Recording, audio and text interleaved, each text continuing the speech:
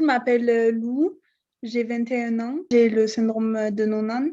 Je témoigne aujourd'hui pour donner des informations aux personnes qui en ont besoin.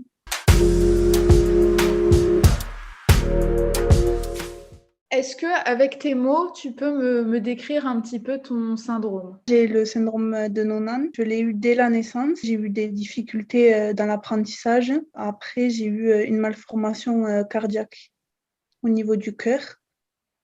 Et après, c'est tout pour ça. Est-ce que tu sais si c'est génétique? Peut-être dans l'ancien temps de ma famille, mais en tout cas, de mes parents ou de mes grands-parents, personne. J'ai vu que le syndrome, ça peut avoir différents impacts, c'est ça? Je ne m'y connais pas sur les autres, mais en tout cas, moi, c'était ça en particulier. Après, voilà. Tu m'expliquais que donc tu as des atteintes vasculaires, cardiovasculaires. Oui. Ça se manifeste comment en fait? À ton niveau, tu ressens quelque chose quand il y a un problème ou... Quand je marche beaucoup, tout ça, j'ai des points de côté. Après, ben, j'ai mon cœur qui bat plus vite que la moyenne quand je suis en train de faire un effort. D'accord. Après, il n'y a pas d'autres problèmes que ça, enfin, pour le moment, en tout cas. Si on parle niveau sport, en fait, ça t'empêche d'en faire trop longtemps. Je peux en faire, mais après, c'est à surveiller, à pas être dans l'excès non plus. De toute façon, je ne suis pas sportive du tout, donc au moins, pas de problème. Après, il y a des gens qui aiment, hein, mais en tout cas, c'est pas moi. Pourtant, j'ai essayé beaucoup de sports et il n'y a rien qui me plaît.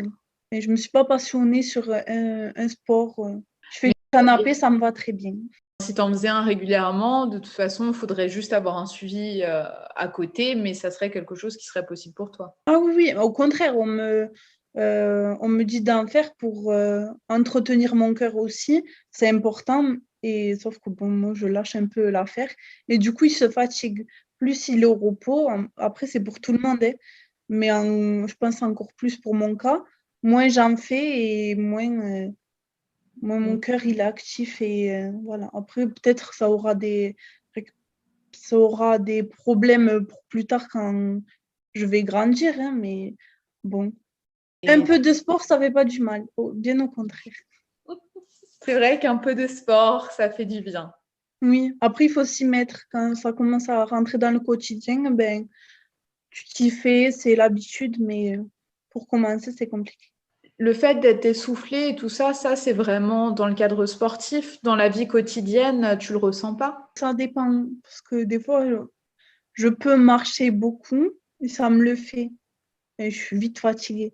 Mais ça, c'est parce que aussi, je fais pas du sport quotidiennement. Donc, voilà. Je pense que si je faisais du sport, ça me le ferait moins. Ça, on me l'a dit déjà. Ouais. C'est parce que je fais Ah pas oui. travailler grand-chose sur mon corps, donc ben, je suis vite fatiguée quand j'ai des efforts à faire. Mais après, ça, je pense que c'est la plupart des personnes. Après, oui, peut-être je m'essouffle un peu plus vite que la moyenne. Ça, je pense que c'est... Ça fait partie du syndrome, quoi. Oui, voilà. C'est ça. Après, sinon, il n'y a pas d'autres problèmes que ça. À l'école, quand tu avais des cours de sport ou quoi que ce soit, est-ce qu'il fallait que tu en parles ou tu avais une manière de gérer ça? J'ai pas trop le souvenir, mais je sais qu'une fois, j'ai dit que j'avais ça pour pas faire sport. Donc, après, c'est vrai, ouais, il faut savoir s'en servir aussi des fois, hein. Ça peut être positif.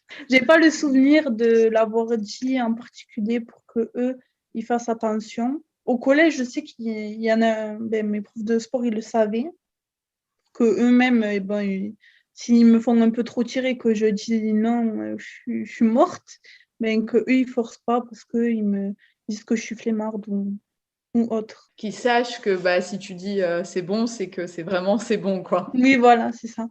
Bon, après, je sais en jouer, donc bon, ça c'est mon côté peste qui ressort. Je pense pas, d'après ce que tu m'as dit, mais t'as pas des douleurs particulières ou des choses comme ça à cause de ton syndrome? Si j'ai des douleurs, mais c'est pas cardiaque en tout cas. Après, j'ai des malformations au niveau du pied. Enfin, je ne sais plus comment ça s'appelle ça. Bon, moi, j'appelle ça un oignon. J'ai vachement l'os qui ressort. Et après, du coup, quand je marche beaucoup avec, ça dépend les chaussures que je mets, oui, j'ai des douleurs là. Après, il y a un moment donné, j'ai eu beaucoup de douleurs aux mains. Je ne pouvais plus les bouger, même porter une bouteille, je ne pouvais pas. Après, ça, on ne sait pas d'où ça vient. On s'est renseigné, j'ai passé des radios, on ne sait pas. Et donc, tu sais pas si c'est lié au syndrome ou si c'est autre chose, en fait. Ouais, voilà.